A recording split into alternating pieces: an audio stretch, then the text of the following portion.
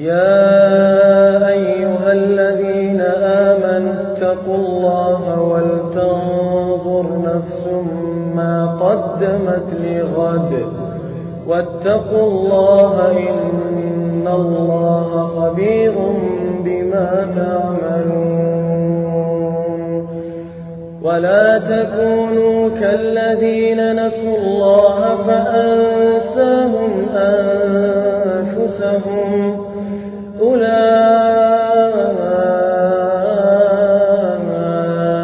هم الفاسقون.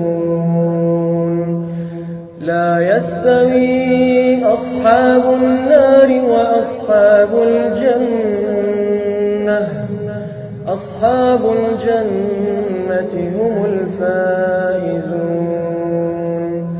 لو أنزلنا هذا القرآن على جبل لرأيته خاشعا متصدعا من خشية الله.